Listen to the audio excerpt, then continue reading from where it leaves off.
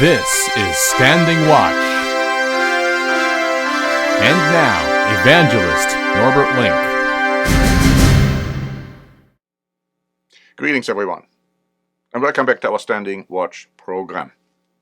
Why won't some Christians celebrate Christmas this year? Now, some may indeed neglect to do so because of governmental restrictions to fight the coronavirus pandemic, forbidding them to meet. Depending on the country, unvaccinated must not meet at all. Others may be allowed to meet in small groups not exceeding 10 persons. Church services might be totally banned or severely restricted. Now, many might follow those injunctions, while others will refuse to do so, claiming that they are being deprived of their religious liberties and freedoms, and that they must obey God rather than men.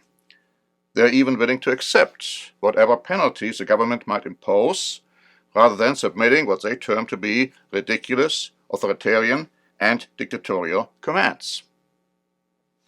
But then there are those Christians who won't celebrate Christmas this year for altogether different reasons, which have nothing to do with the coronavirus restrictions. The Jewish outlet, Israel 365, explained on December 20.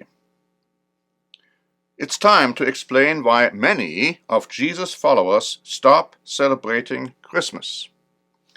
It's done out of a deep desire to respect Jesus and God's Word. No longer celebrating Christmas can be easily misunderstood and challenging for one's family, relatives, congregation. It is usually perceived as if one is no longer celebrating the birth of Jesus, his life, and God's great gift to the world. The reason that many stop celebrating Christmas is not that they try to minimize the Son of God, rather, they do it out of respect for him. To understand this question, some background history is needed. A clear and concise source for the history of Christmas is bibelfragen.com, which is a Spanish outlet. It has this to say, and so this article quotes them as follows. During the first 300 years of the history of the Christian Church, no one celebrated the birth of Jesus whatsoever. The reason was primarily threefold. First, the date for the birth of Jesus is not given anywhere in the Bible. Secondly, in the Bible, only wicked people, that is, wicked rulers, celebrated their birthdays. And thirdly, in the pagan Roman Empire, which was occupying Israel at the time of the beginning of the church, there was a common tradition to celebrate the birthdays of pagan gods. In Rome, the great god was called Saturn. In the middle of the winter, there was a long celebration held in his honor. This feast was called Saturnalia and lasted from December 17 to December 24. It was a feast when one ate and drank, gathered friends together, and gave gifts to one another. December 25 was the last and greatest day of Saturnalia. During the first 300 years of the Roman Empire, sun worship had begun to spread from the east, from Syria and Persia, and reached large parts of the empire. Already in ancient Babylon, people had worshipped the sun. One of the highest deities among the Babylonians was the sun god Shamash. The most important day in the solar religion was the day when the sun was born again and rose in the heavens after it had been sinking closer to the horizon, and the days had become shorter and shorter in the fall and early winter. When the winter solstice occurred on December 25, it was celebrated with a great feast. Eastern philosophers and mystics preached about the divine nature of the sun, and immigrants from the east brought their faith to the west. Let me just add, you might want to later look at Isaiah chapter 2 and verse 6. The article goes on to say, this resulted in the solar religion getting even more followers in the Roman Empire. Then it happened that a Roman emperor won a great military victory after praying to the sun god for victory. As a thank you, he elevated the invincible sun, Sol Invictus, above all the other gods of Rome. In the year 273, he had a magnificent temple built for the sun. This temple was dedicated on the birthday of the sun, December 25. Barely 50 years later, the Roman Emperor Constantine became an adherent to the Christian doctrine. He was a former sun worshipper, and the new religion presented a problem. What should he do with the annual festival for the sun? Why not transfer the worship of the masses from the sun god to the Son of Righteousness, the light of the world, Christ?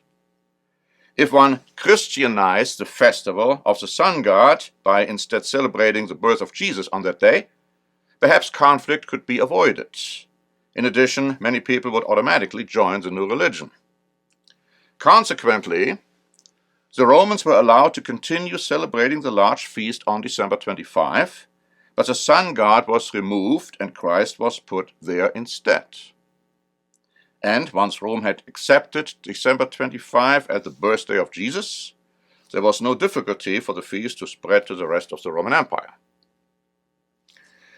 In Constantinople, they started to celebrate Christmas year 380 CE. In Asia Minor, year 382.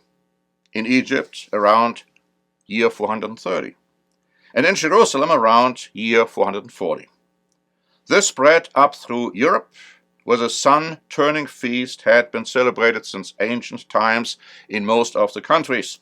Also in the far north, something called Jule, which is still the Swedish name for Christmas today, a midwinter feast was celebrated.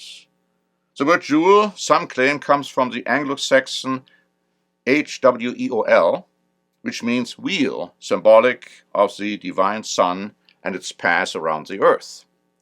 When Christianity arrived, the ancient northern Jule was Christianized, and ever since then we have continued to celebrate the birth of Jesus on December 25. Now there's another aspect to the story as well, this article goes on to say. The Church adopted the holiday when a larger paradigm shift, a process of intentionally cutting itself off from its Jewish roots and God's own calendar, in order to establish a separate identity and gain cultural influence in Rome. The majority of today's Christians are probably unaware of this history.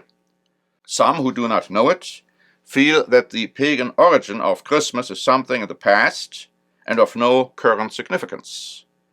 They feel that the history might be uncomfortable, or that the Church did right in Christianizing the feast, but maintain that Christians who celebrate Christmas do not worship idols, but simply celebrate Jesus and spend quality time with the family. Many see the nature of Christmas as ultimately irreconcilable with biblical faith for several serious reasons. It is primarily because Scripture teaches strongly against such syncretism, that is, to Christianize or appropriate pagan rites. See, for example, Deuteronomy chapter 12, verses 1 to 5 and 30 to 31. It is a question not about how we feel about the subject, but about how God feels about it, and what He has said in His Word. The pagan elements of Christmas are far from absent. Nearly every Christmas custom has pagan roots. For instance, my comment, for the Christmas tree, look at Jeremiah chapter 10. The dark principalities that once were worshipped through the holiday are still a reality in our world. Now this is how the article ends. And I like to end this program with this question. This is why some Christians don't celebrate Christmas this year. And what about you? This is Norbert Link for the Standing Watch program.